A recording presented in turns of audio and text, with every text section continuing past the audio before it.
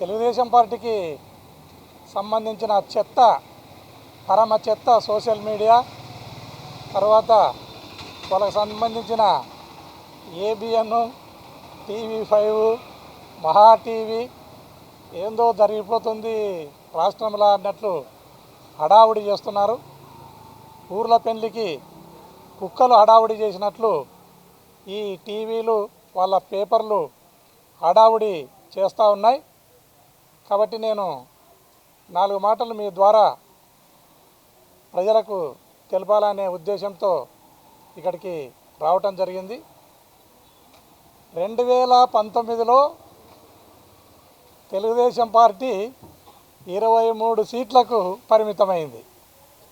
2024లో ముసిలోనికి ఆ 20 పక్కకు తీసేస్తే ముసిలోనికి ఆ ముందరి 3 మిగులుతాయి అనేది నా ఉద్దేశం.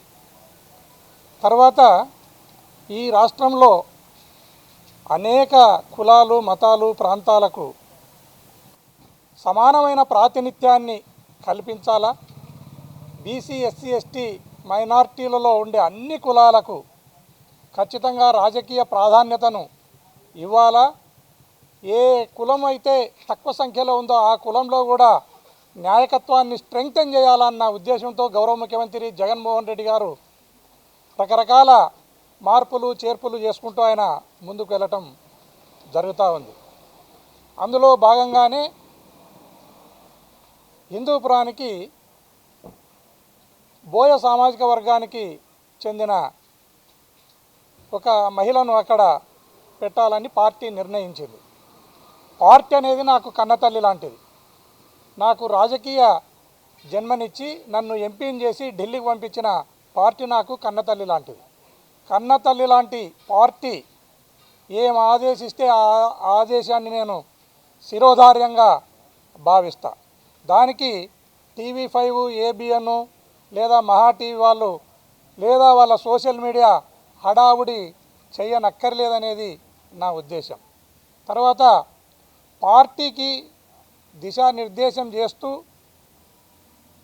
ఈ పార్టీని గౌరవంగా నడుపుతూ అందరు ఎవరొచ్చినా ఎంపీలు కానీ ఎమ్మెల్యేలు కానీ ఏ సామాన్య కార్యకర్త నుంచి ఎవరొచ్చినా కూడా ఎంతో ప్రేమగా ఆప్యాయతతో ఓపికతో మాట్లాడి ఉన్న విషయాన్ని వాళ్ళకి విశదీకరించి వాళ్ళ బాగోగులను చూస్తూ ముందుకెళ్తున్న సజ్జల రామకృష్ణారెడ్డి సార్ను నేనేదో ప్రశ్నించినట్లు మీడియాలో వాళ్ళ సోషల్ మీడియాలో చెత్త ప్రచారం ఒకటి జరుగుతూ ఉంది.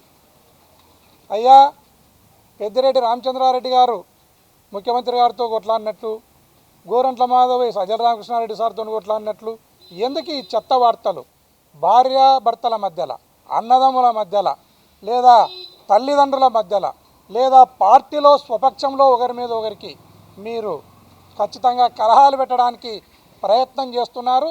ఇది ఖచ్చితంగా శవాల మీద పేలాలు ఏరుకోవడం తప్ప మీకు ఎలాంటి ప్రయోజనం ఉండదు అని ఈ టీవీలకు నేను ఏబిఎన్కి కానీ టీవీ5కి కానీ మహా టీవీకి వీళ్ళందరికీ కూడా చెప్తున్నా. దయచేసి మీరు పార్టీలో కలహాలు పెట్టాలా, దానితో ప్రయోజనం పొందాలా అనే దానికంటే మీ చంద్రబాబు నాయుడుకి ఒక అడ్వైజ్ చేయండి.